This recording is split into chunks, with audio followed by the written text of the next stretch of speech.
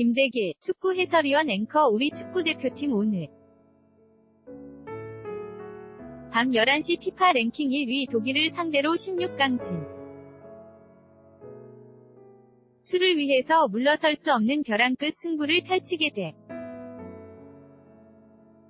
됩니다. 축구 전문가 김대길 위원과 함께 한국과 독일전을 중심으로 월드컵 소식 자세히 알아보겠습니다. 안녕하십니까? 조금 전 리포트를 보신 것처럼 카잔의 오박이 떨어졌어요. 이게 연습도 제대로 못할 정도였었는데 이게 지금 우리에게는 좀 좋은 일은 아닐 것 같기도 하고요. 경기하는 데 장애가 있겠죠. 인터뷰 제 생각에는 잘 된 것 같아요. 앵커 왜요? 인터뷰 원래 축구 경기가 객관적인 전력에서 앞서 있는 팀이 주변 환경에 변화가 없어야 합니다. 그래야 변수가 줄어들게 되는데 이제 뭐 객관적인 전략에서 우리가 독일에 비해서 낫다 고 평가하기는 어렵지 않겠습니까? 그런데 독일 입장에서 는 저게 상당히 불리하게 작용될 가능성이 높아요. 왜냐? 하면 저런 상황이면 지금 경기장이 상당히 안 좋은 상황으로 변해 있을 거란 말이죠. 패싱 게임이랄지 어떤 드리블 감각이랄지 이런 것들은 저런 환경에서 많은 연습을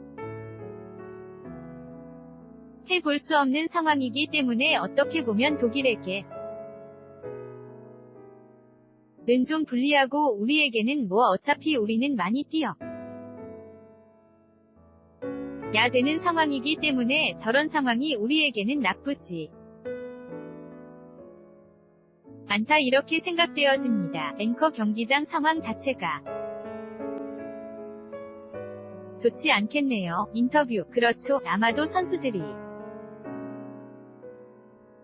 질퍽질퍽한 그런 상황이 될 것 같고요. 습도도 높은 상황이니까 지금 30도를 웃도는 날씨면 대단한 체력적 부담이 가중될 거예요. 그렇다면 변수가 좀 많이 생길까? 능성이 있겠죠. 우리에게 좀 가변성이 더 생기는 그런 경기 결과가 나오지 않을까 하는 기대를 해봅니다. 커 신태용 감독은 경기에 앞서서 1%의 희망 이야기를 했고요. 독일 감독은 2골 차 이상으로 이기겠다 이렇게 이야기했습니다. 인터뷰 일단 감독, 선수들 자체도 우리 선수들이나 감독, 코칭 스태프들은 독일에 대한 전력을 알고 있는 것이고 독일도 마찬가지고 멕시코에게도 일격을 당했습니다만 예선 탈락할 생각은 전혀 안 하고 있는 게 레브 감독의 생각이라는 거죠. 그러니까 인터뷰에서도 그대로 드러난 거거든요. 그러니까 사실상 우리가 16강 간다라는 가능성은 매우 낮습니다. 한 10경기 정도 해서 1경기 정도의 결과가 나왔을 때 그런 결과가 나오는 것이고 독일 입장에서 본다면 10경기 하면 9경기는 본인들이 본선에 올라간다라는 그런 경기네요. 을 얘기하고 있는 거죠. 그래서 우리에게는 매우 불리하기는 합니다만 그래도 축구라는 게 어떻게 될지 모르기 때문에 우리 대표팀 선수들 끝까지 최선을 다하지 않을까? 그런데 2골 차 이상을 이겨야 된다. 1골 차로 만 이겨도 올라가면 모르겠다는데 앵커 부담스럽죠. 인터뷰 매우 부담스럽습니다. 앵커 10번 경기에서 1번 이길 수 있는 경기가 있을 수다면 오늘 밤이 그 경기가 될 수 있는 거죠. 인터뷰 그렇죠. 맥시 코도 독일을 상대로 해서 33년 만에 한 번의 그런 과를 낳았잖아요. 우리는 10번 중에 1번 나타날 수 있는 그런 경기 결과도 기대를 해봐야 될 것 같습니다. 앵커 계속해서 이야기가 나오고 있는 부분이 기성용 선수의 공백을 누가 메울 것인가 부분인데 어떻게 예상하십니까? 인터뷰 일단 참 공백이 큰 건 사실이겠죠. 하지만 정우영 선수랄지 주세종, 구자철 이런 선수들이 대체 자원으로 있으니까요. 충분히 메워줄 수 있지 않을까? 하지만 기성용 선수의 전체적인 공백을 완벽하게 메우기는 어려울 것 같고요. 주변 선수들이 같이 역해서 그 공백을 메워야 하지 않을까 싶습니다. 앵커 스웨덴전과 멕시코전에서 우리 수비수 열심히 뛰었습니다만 그 가운데 장현수 선수가 좀 비난의 초점이 되고 있는 오늘 경기에 출장할 가능성 어떻게 볼 수 있을까요? 인터뷰 저 같으면 선발 출전을 안 내보낼 것 같아. 그런데 장현수 선수가 워낙 또 성실한 선수고요. 지금 많은 언론에서 또는 댓글 공격을 받다 보니까 심리적으로 그러니까 신체적인 부상이 아니라 장현수 선수의 지금 상태는 지금 마음적인 상처가 있는 거거든요. 그래서 컨디션 조절이 매우 어려웠을 것 같아요. 앵커 경기력에도 영향을 미치겠죠. 인터뷰 엄청나게 영향을 줄 겁니다. 그래서 신태용 감독이 아마 장현수 선수와 미팅을 하겠죠. 지금 상황이 어떤지. 그런데 만약 장현수 선수가 나가겠다고 하면 아마 다시 고려해보겠지. 만저 같으면 장현수 선수를 위해서라도 다른 선수 대체 자원을 써야 하지 않을까. 두 경기를 뛰었고 또 지금 장거리 이동에다가 무더위에 선수들이 많은 체력적인 갈 상태가 있을 것이거든요. 그리고 또 대표팀의 현재 상황을 보면 중앙 수비수들을 많이 데려갔어요. 오반석 선수, 정승현, 윤영선 이런 선수들이 있으니까 그런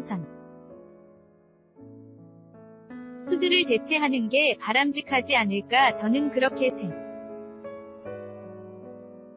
생각합니다. 앵커 투톱으로는 손흥민 선수 그리고 황희찬 선수 이야기 나오더라고요. 인터뷰 맞습니다. 그렇게 써야 되겠죠. 다른 변수는 없어요. 이제는 뭐 트릭을 쓴다거나 이럴 스쿼드도 없습니다. 독일 내부 감독도 이제 다 파악했다고 했고 또 우리가 가장 잘하는 것을 해야죠. 멕시코 전에서 보여줬던 그런 카운터, 빠른 스피드 손흥민 선수 뒤를 추격할 수 있는 그런 동력 주변 공격수들이 있어야 되거든요. 그렇게 하기 위해서는 황희찬 선수고 완성도는 좀 떨어지기는 합니다만 그래도 현재 우리 대표팀의 손흥민 선수와 가장 잘 어울리는 그런 공격수 투톱 그렇게 나가지 않을까 싶습니다. 앵커 독일이 디펜딩 챔피언입니다마는 앞선 두 경기에서 보여 다시피 그래도 허점은 있고 우리가 또 파고들어야 될 넌 지점이 있을 것 같아요. 인터뷰. 그렇죠. 중앙 카운터예요. 그러니까 지금 돌이켜보시면 멕시코가 어떻게 잡았는가를 리뷰해보면 답은 나와 있습니다. 로사노 선수가 빠르게 들어가서 상대 중앙 공격수들의 느린 발을 제치고 결정타를 날리고, 그러니까 지금 독일의 공격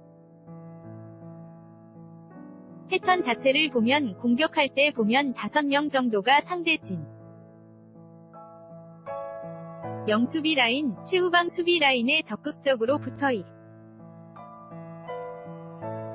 그 다음에 뒤에 그물망처럼 피드필더가 쳐있고 음의 뒤 공간이 넓거든요. 그런데 거기에 보아탱 선수의 결장에 훈멜스 선수가 들어온다면 이 훈멜스 선수도 훌륭한 중앙 수비수는 맞는데 발이 좀 느려요. 아마 우리 손흥민 선수와 1대1로 달리기 시작하면 100% 진다고 봐야죠. 그런 어떤 허점들이 있는 부분을 우리가 노려봐야 되지 않을까 싶습니다. 앵커 희박하다고 말씀을 하셨습니다만 우리가 16강에 진출할 수 있는 경우에 수를 짚어주시죠. 인터뷰. 일단 계속 보셨습니다마는 우리는 2대0 정도의 승리를 거둬놓아야 합니다. 고 독일 같은 경우에도 지금 모르겠어요. 왜 그러느냐면 스웨덴과 멕시코 경기 멕시코가 완전히 이겨준다는 보장이 없거든요. 그러면 스웨덴 자체도 2승이 되거든요. 그러면 독일 입장에서도 만약에 우리와 비교도 떨어지는 경우가 발생할 수 있기 때문에 독일도 우리와의 경기에서 는 최선을 다해야 되는 것이고, 또 지금 멕시코 자체도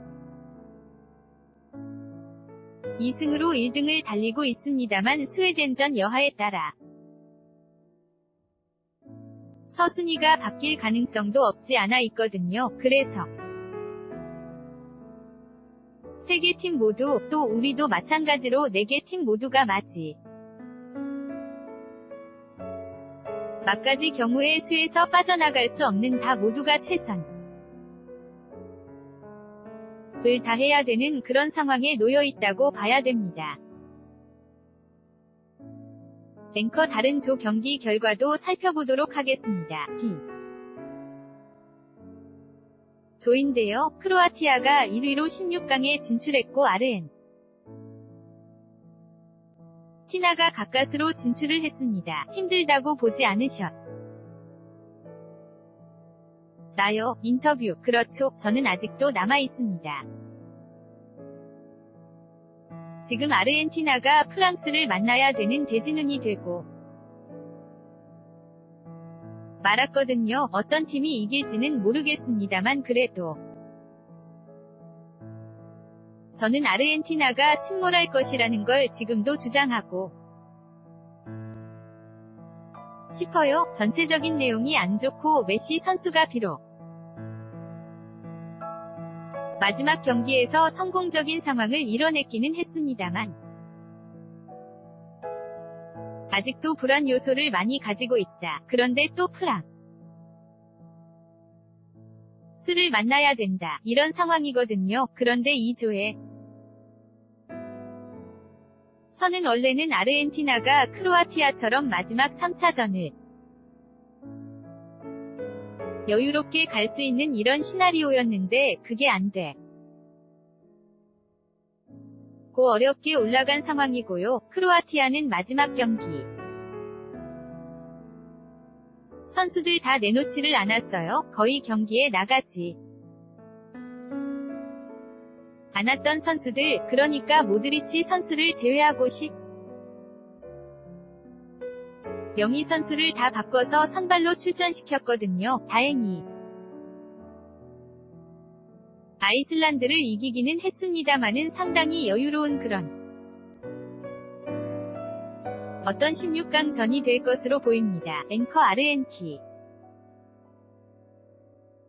나에서는 특히 메시가 드디어 골을 터뜨렸어요. 인터뷰 터졌어요. 메시가 안 터지면 아르헨티나는 안 되거든. 그런데 프랑스 고비를 넘을 수 있을지 제가 봤을 때는 그 고비가 아르헨티나의 최대 고비가 되지 않을까? 프랑스는 상당히 지금 상태가 좋은 상태입니다. 앵커 오늘 밤에는 우리 같은 조의 멕시코와 스웨덴도 경기를 치르는데 어떻게 예상할 수 있을까요? 인터뷰 일단 우리가 시나리오를 짤 때 멕시코가 스웨덴을 이겨주고 우리가 독일 이기고 이런 시나리오잖아요. 그런데 멕시코가 스웨덴을 이기는 확률은 높아 보입니다. 전력적 차이를 보면 그 다음에 팀의 전술 구사나 선수들의 개개인 능력치를 보면 멕시코가 스웨덴을 파괴시키는 것은 큰 어려움이 없어 보이는 그런 상황입니다. 하지만 또 스웨덴 도요, 더블벨이라는 선수들이나 지금 토이 보낸 선수랄지 한 방이 있는 선수들이 있거든요. 한 방 때리고 걸어 잠글 수 있기 때문에 확률은 멕시코가 높습니다만 스웨덴도 한 방이 있다 이런 관전 포인트가 될 것 같습니다. 앵커 스웨덴이 이기면 어떻게 되는 겁니까? 인터뷰 그러면 우리는 떨어지는 거죠. 우리는 할 말이 없는 거죠. 멕시코 이겨라라고 응원해야죠. 앵커 응원하고 우리 팀도 응원을 해야 되겠습니다. 이번 월드컵도 끝까지 복잡한 산수를 해야 되는 그런 경기가 되고 말았습니다. 김대길 의원과 함께 들어보았습니다. 고맙습니다. 인터뷰 감사합니다.